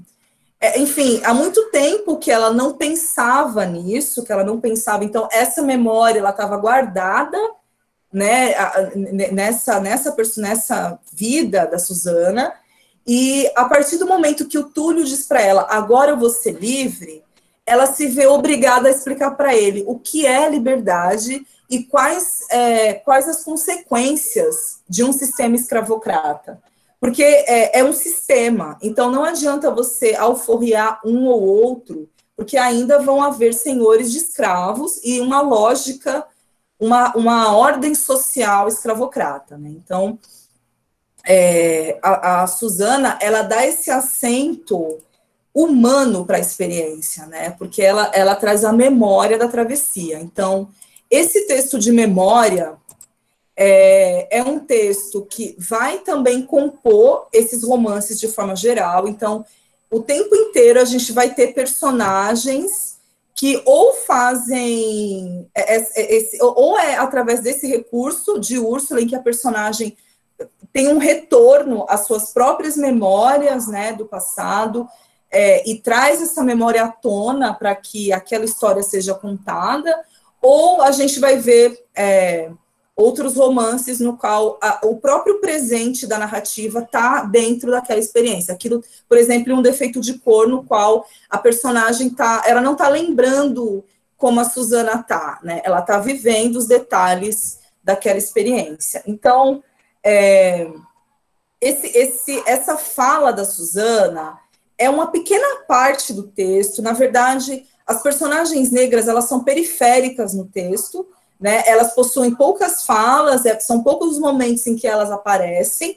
Isso tem a ver, claro, com o tempo histórico, né? Com aquele momento, mas eu também leio isso como força, né? Porque eu acho que justamente desse lugar da margem é que a gente consegue, que existe potência, né, para a transformação. E eu acho que a Firmina também pode ser lida por aí.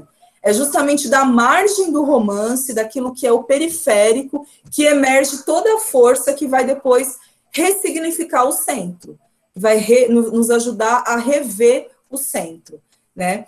Então, a Firmina, por vários aspectos, ela pode ser entendida como uma autora pioneira, e ela está organizando um início, um princípio para o romance no Brasil, que a partir do momento que esse romance é assumido, é lido, é conhecido, circula na escola, circula nos clubes de leitura, circula em todos os lugares, a gente começa a perceber uma outra narrativa para a nossa realidade, para a nossa história, para o nosso futuro, para o nosso pertencimento a esse território, né? Uma narrativa que não esconde, que não soterra, que não silencia, né? Porque, por um lado, a gente tem a literatura canônica, né? Essa literatura que todo mundo conhece, porque é o nosso cânone literário, uma literatura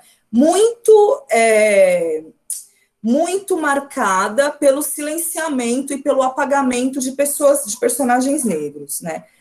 Por outro lado, quando a gente vai ler as narrativas de autoras negras, a gente percebe que essa perspectiva não se mantém, porque existe ali a alteridade presente.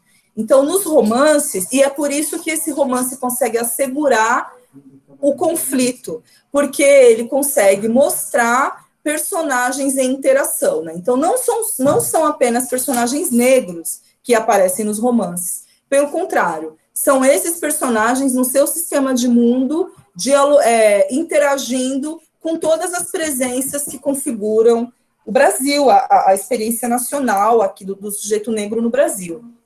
Então, não é um romance que silencia, pelo contrário, é um romance que ressignifica. Então, a Suzana, e aqui também a gente vê um acento histórico do texto, a Suzana vai dizer: vai chamar os europeus de bárbaros. Né? Ela vai dizer no texto, os bárbaros sorriam-se das minhas lágrimas. Essa já é uma inversão total a uma lógica eurocêntrica que entendia que apenas os europeus eram sujeitos e que todos os outros eram bárbaros, né? Os negros eram vistos como bárbaros e por isso tudo podia acontecer a eles. Eles não sentiam, eles podiam apanhar porque a sensibilidade deles para a dor não existiam. Eles podiam trabalhar até cair porque eles foram produzidos para serem mão de obra. Então, todo o entendimento social que vai olhar o negro como bárbaro, a Firmina vai e inverte, quando ela diz, bárbaros são os europeus que invadiram meu território, me roubaram da minha família, e aí falando enquanto Susana, né, e me trouxeram para ser escrava no Brasil.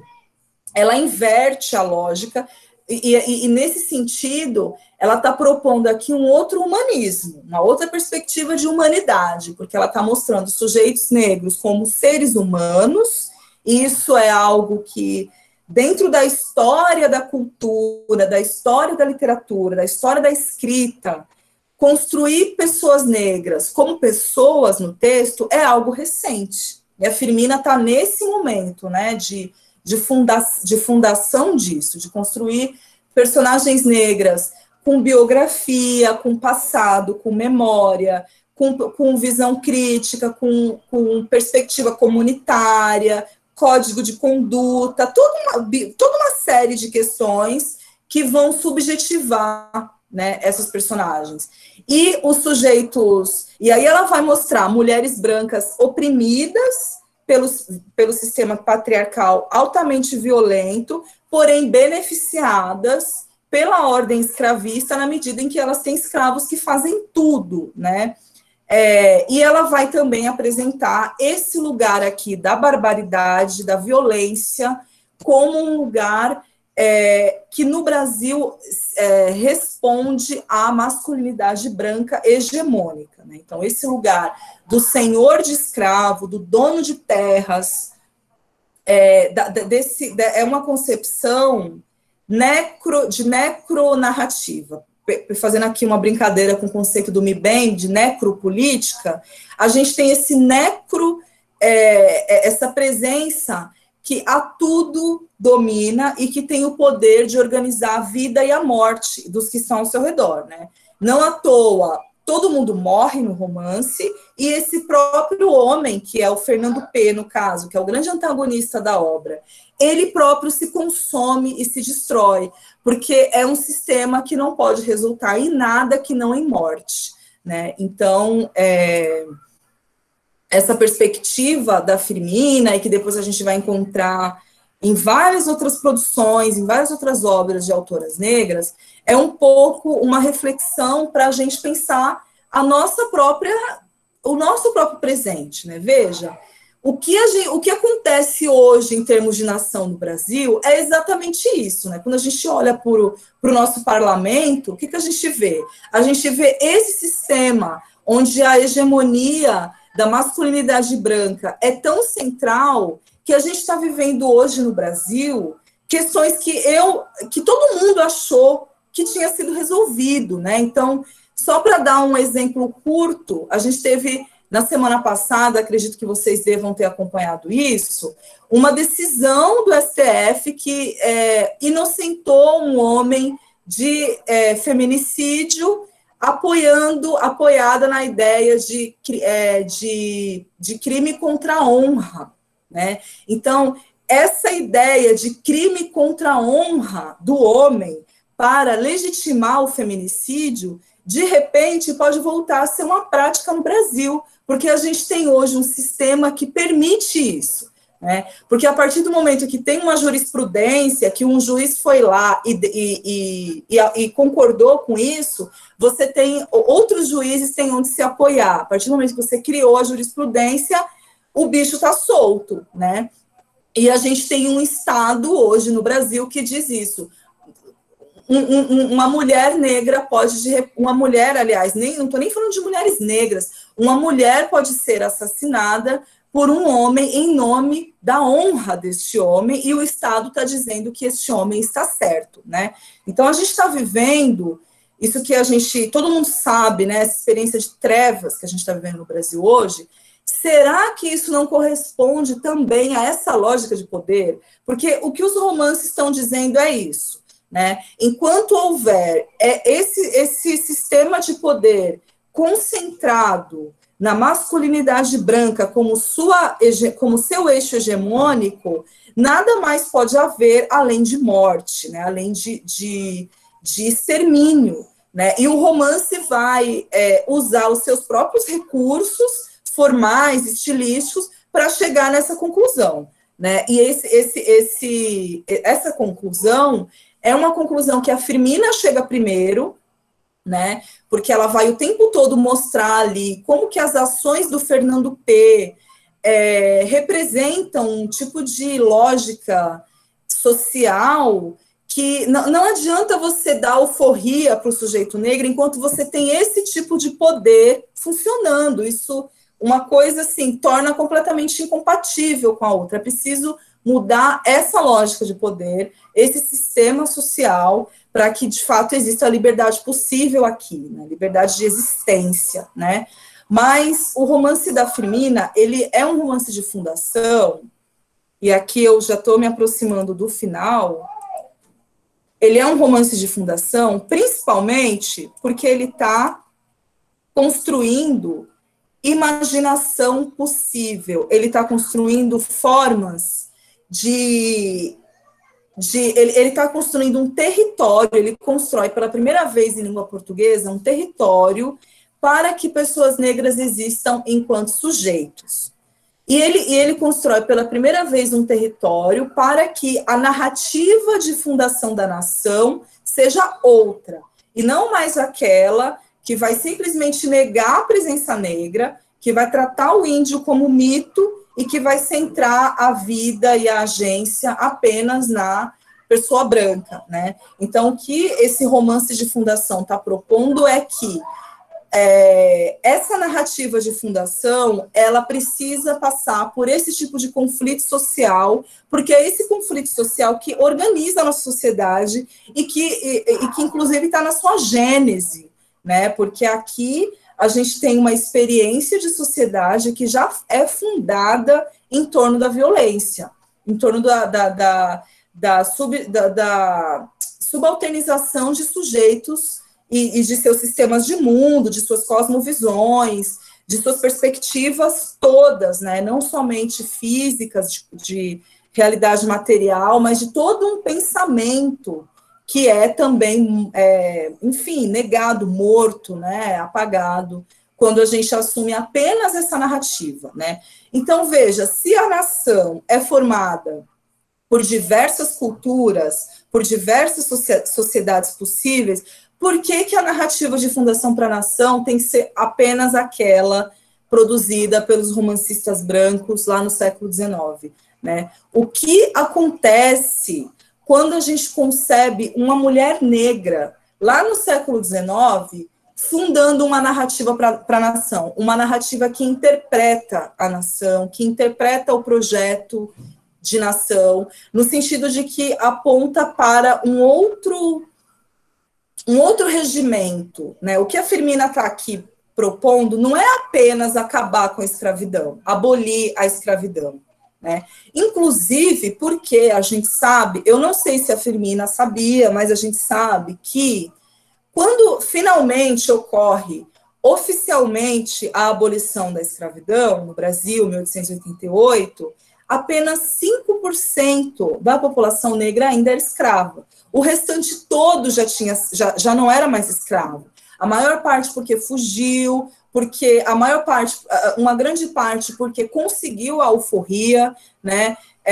E diversos outros processos aí nesse meio, né? Mas que foi uma minoria muito pequena que foi de fato objetivamente beneficiado com a Lei Áurea, porque a maioria das pessoas negras, e aí são os historiadores que vão dizer isso, já estava, na verdade, vivendo uma outra experiência. No entanto, o Brasil permanecia uma nação escravocrata, né? A ordem social permanecia funcionando a partir da lógica senhor-escravo.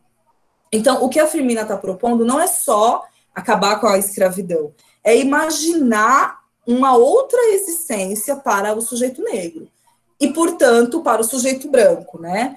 E aí, aí vocês podem ler, enfim, diversas pistas ali que ela vai dar no romance nesse sentido, né? Mas o que eu considero que, na minha leitura, eu captei como algo muito central é justamente essa perspectiva de apontar para o caráter violento dessa experiência, né, o caráter desumano, bárbaro mesmo, de uma nação que se funda a partir da escravidão de pessoas negras, né? Isso o romance da Firmina vai colocar com muita ênfase, e eu acredito que isso transforma o nosso presente. Agora, enfim, chegando já nos minutos finais, como eu falei, gente, desculpa, falo muito.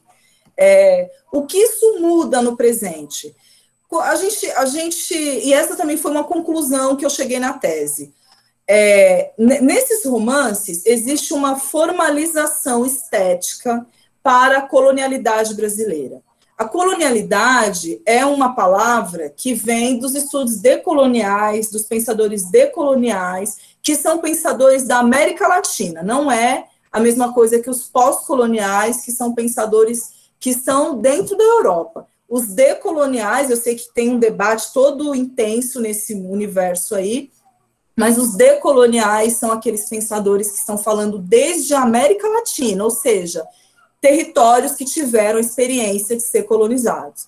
No Brasil, a gente em geral, a gente fala de Quirrano como o grande pensador da colonialidade. E o Quirrano, de fato, ele estabeleceu o termo, colonialidade.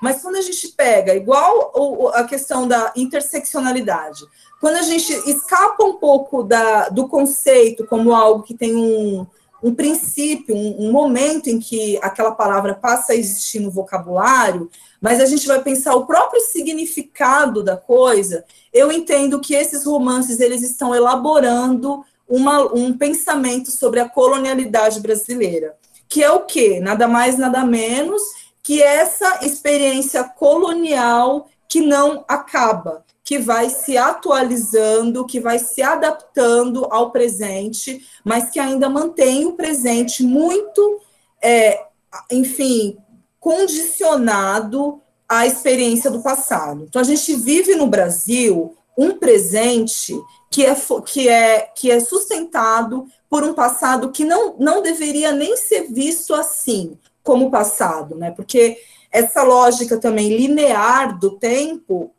é uma lógica que não corresponde às narrativas de autoras negras, que são narrativas que estão falando de um lugar, de uma experiência de quem não se deixou linearizar. Então, é uma narrativa que entende que essa lógica de colocar isso aqui é passado, isso aqui é presente, é uma ficção também. Porque a gente sabe que a gente está vivendo hoje, em 2020, e aí o exemplo que eu dei do crime contra a honra é um apenas, mas a gente pode falar de milhares de exemplos que vão nos mostrar como que o nosso presente é um presente que coloca o passado como algo funcional, né?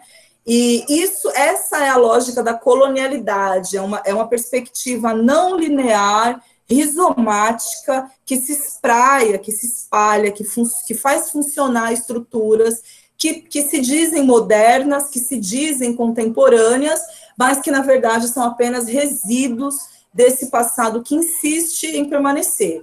Então, esse pensamento sobre a colonialidade, ele vai comparecer no Brasil dentro do romance, né? Aqui a gente não tem um grande pensador da decolonialidade como é o Quirrano, no Peru, mas a gente tem essas romancistas negras, essas mulheres negras, como pensadoras, né? E aí isso vai ficar mais claro quando eu falar dos outros romances, né? Que estão, na verdade, propondo uma teoria sobre o tempo, uma teoria sobre o tempo brasileiro. Que tempo é esse que a gente vive? Que presente é esse que a gente vive, né? E na Firmina a gente tem uma iniciação dessa perspectiva, quando ela aponta esse projeto de nação como um projeto falido. Não existe perspectiva dessa experiência colonial gerar vida, ela só pode gerar a morte, ela só pode gerar o fim, né? E aí, por isso, ela é bem didática em dar aquele final que ela dá para os personagens, né? Porque não pode haver final feliz possível quando você está, de fato, observando, né, os nossos processos. Eu gosto muito de uma pensadora, é minha grande inspiração, uma pensadora chamada Denise Ferreira da Silva, que é uma mulher negra fantástica, que tem uma carreira internacional, né? Mas que escreve em português. E ela fala isso, é preciso acabar com essa configuração de mundo. Enquanto este mundo não acabar, a gente não consegue, não existe uma perspectiva de ser afrofuturista, de imaginar um futuro, porque é preciso primeiro destruir esse mundo aqui e começar outra coisa. E é exatamente essa a potência do romance, né? Ela está mostrando ali quais são os riscos da gente manter um sistema nacional que se organiza em torno dessa lógica de poder que ela vai colocando ali nas suas personagens. Bom, consegui quebrar meu recorde de falar 2 horas sem parar. Eu espero que vocês tenham sobrevivido. Eu vou me organizar melhor na aula que vem, a gente vai falar sobre Ruth, e aí eu vou me organizar melhor no tempo, para vocês poderem também fazer perguntas, e aí, se tiver perguntas sobre essa aula, também dá para fazer amanhã, porque as coisas são bem continuadas mesmo, vocês vão ver que existe uma tradição mesmo nesses romances, então, um ponto de um romance aparece no outro, e aí puxa para o outro, então, um pouco uma linha de continuidade aqui também nas aulas. Então, se vocês quiserem fazer questões sobre a Firmina na aula de amanhã, tá, beleza, mas de toda forma eu vou me esforçar aqui para deixar um tempinho para vocês falarem. Eu só vou deixar aqui um gostinho final para dizer que a Firmina, então, publicou esse primeiro romance escrito por uma mulher no Brasil, e não é um primeiro romance de um autor negro, porque antes da Firmina, a gente já tinha um outro romancista negro que havia publicado, mas ela é a primeira mulher, né, a publicar um romance no Brasil. Depois que ela publica esse romance, o romance da Ruth Guimarães, ele aparece quase 100 anos depois.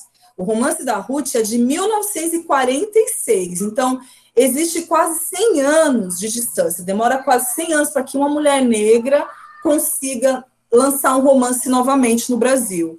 Então, eu fico pensando que a mensagem de Úrsula foi tão potente que essa dicção também foi silenciada, né? Então, é preciso que, quando a gente mergulha nesse conjunto de questões, é um exercício também de pensar a literatura por um olhar muito político, né? A literatura, ela está muito além dessa questão do sublime, da beleza, ela é isso também, mas a literatura é uma tecnologia de fazer política também, e a gente tem que ter sempre esse olhar. Então, não é à toa, não é aleatório, que depois desse romance da Firmina, com todas essas coisas que a Firmina coloca, só 100 anos depois, no Brasil, é que a gente percebe o surgimento de um outro romance que vai trazer, de novo, essas questões todas ali presentes, né? Então, exatamente, o livro da Ruth, assim como o da Firmina, ele tem bastante circulação. A Ruth, ela também, ela vive em vida esse reconhecimento, né? Assim como a Firmina, depois ficam completamente apagadas na cena literária, enfim, eu acho que hoje em dia a gente vive no Brasil uma situação em que é muito mais difícil silenciar uma autora negra, né, porque existe uma comunidade leitora aqui para assegurar, mas essas mulheres, elas estão lidando com uma realidade literária, editorial, política, social, em que se manter circulando e visível e tendo seus textos ali como alimento, né, para que outras interpretações fossem, né, possibilitadas, elas estão, assim, lutando contra uma estrutura de grande silenciamento, né, essa palavra, ela não diz respeito a uma coisa metafórica, o silenciamento, ele é material, ele é objetivo, propositalmente que essas autoras não chegam nas escolas e tudo mais, porque se trata mesmo de pensar uma outra configuração de mundo, né, no caso de país, tá bom? Eu vou parar, já estourei o tempo, gente. Muito obrigada por terem dividido comigo esse calor aí, essas 2 horinhas, tá bom? Tânia, super obrigada. Foi ótimo, Fernanda. Nossa, muito bom mesmo. Acho que a gente poderia ter mais 2 horas, né, gente?